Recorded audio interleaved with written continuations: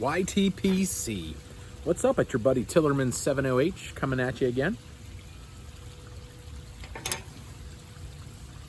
with another installment of Tillerman'S Take.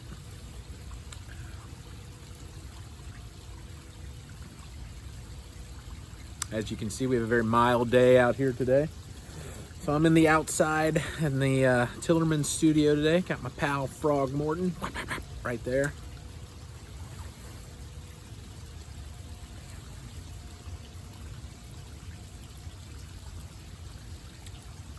Got an old school blend coming at you today, and I don't mean old school like a codger or anything like that. Oh, don't mind that, that's just a missile.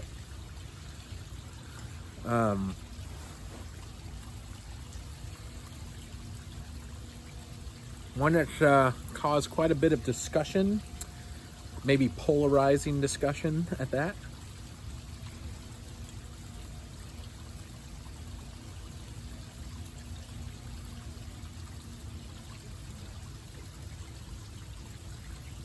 And without further ado, I'll introduce it. It is none other than Presbyterian Mixture. Quite a lot said about this.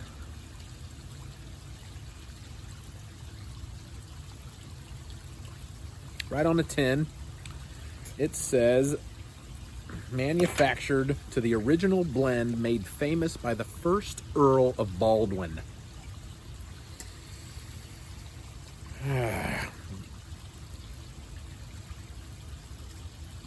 Tillerman's a nerd, but I'm trying to think back. I think the first Earl of Baldwin ends up being the British Prime Minister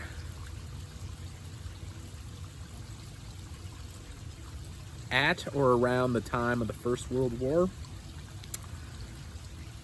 1920s-ish, and I think he did it again later on. But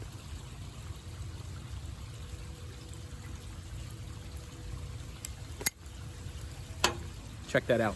Look it up yourself. Don't take that as the word, the gospel. This is an interesting blend so far. I'm about halfway through this bowl. It's the first time I've smoked it. I've got it in my mirror, the mirror project there. Man, that thing is cool. Look at the color on that. Yeah. Oh yeah. Look at that. Look at it.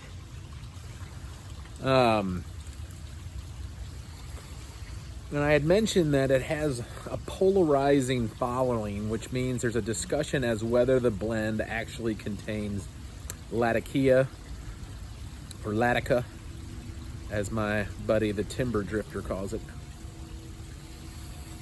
And I'm going to put that to bed right now. There's absolutely no question to me that that blend contains latakia. Zero, without a doubt. Yes, it contains latakia.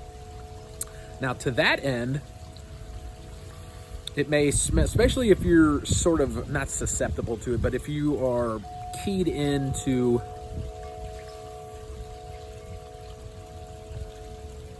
the latakia flavor and or smell, tin note, you can definitely get it. I mean, the minute you open it, you're like, oh my God. I would say the tin note is along the same lines as HGL, which there also has latakia in it.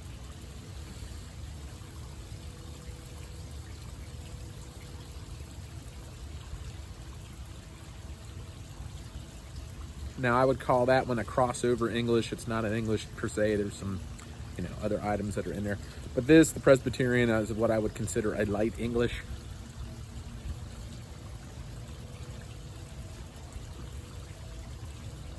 But the tin note, it looks like it is a coarse, well, maybe either a coarse or a ribbon. Kind of hard to.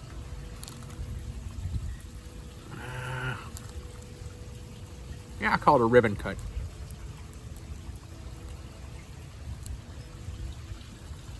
The tin note I definitely get the hay musty of the Virginias.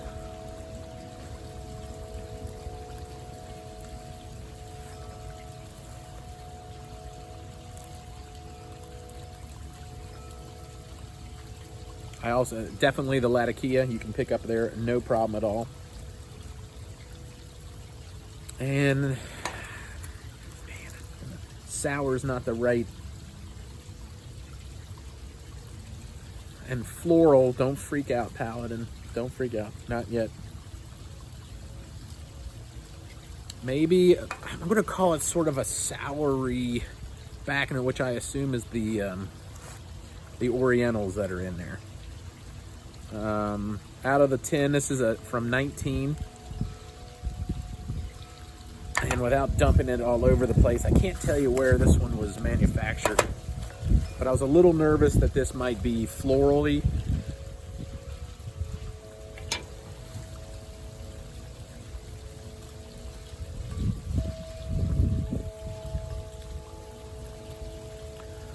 Paladin, it's going to be hard, buddy.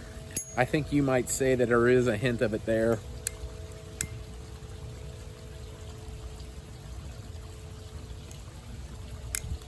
But it is not heavy to me. Room note, I have no idea. Again, it's windy out here. I can't get a good feel for it.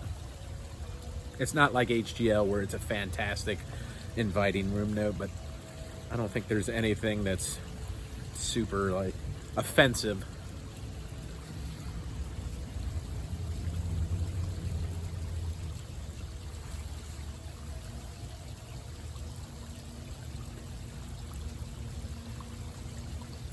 Get a smoky,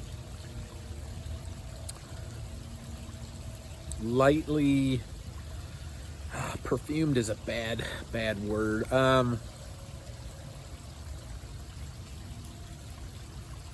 get a very mellow smoke,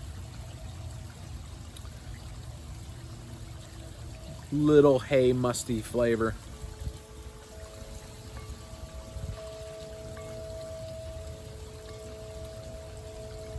And maybe a little floral on the back to me, which I think the Latakia sort of helps berry in there a little bit.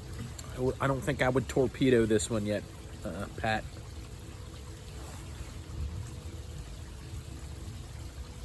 But I don't know. It may be. You may just be like, oh my God, it's heavy. So yeah, without a doubt, contains Latakia.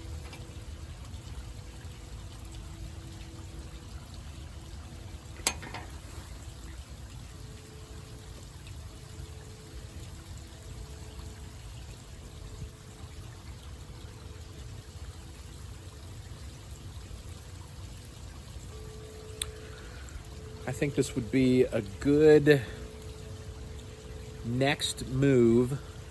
So if you're like an aromatic guy or been dancing around playing with, considering delving into the world of Englishes, my first recommendation would be HGL.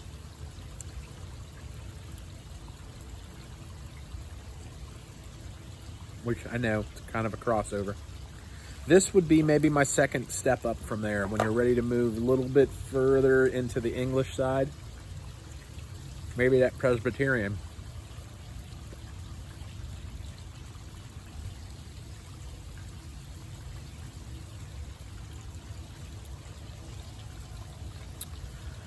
But this blend has been supposedly around. Now I can't speak to, I haven't had earlier versions of it. I can't speak to that, but apparently they have not changed the formulation of it, or so they say.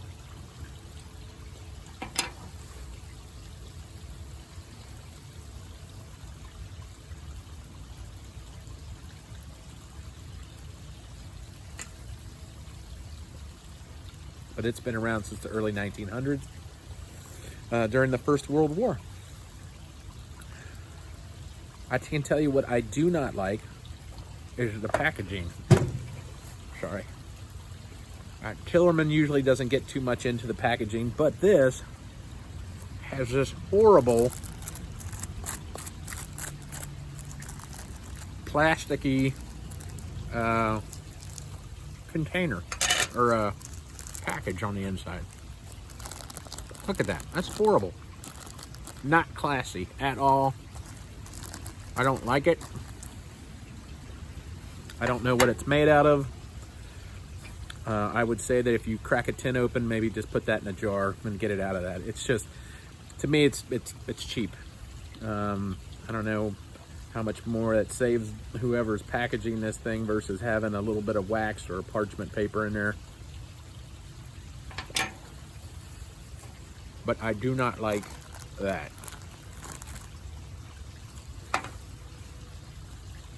There, I said it.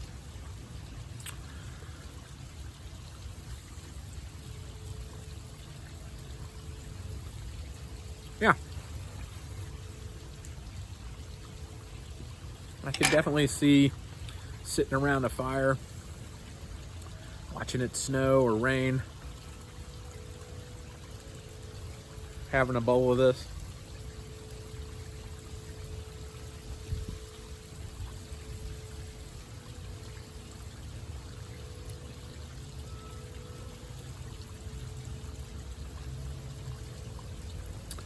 So far, there doesn't seem to be much change in the flavor profile from start to finish. Maybe just becomes a little more pronounced, perhaps, as you get through it. Maybe that's just me getting more comfortable with the flavors. I don't know.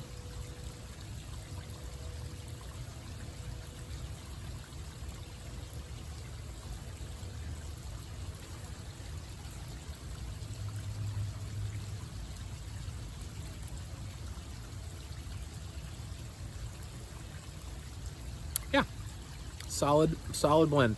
Again, give it a shot. I think you'd like it. I think this is going to be one of those. All of a sudden, you'll find yourself kind of craving this down the road a little bit. You'll be like, you know what? That would be soothing right now.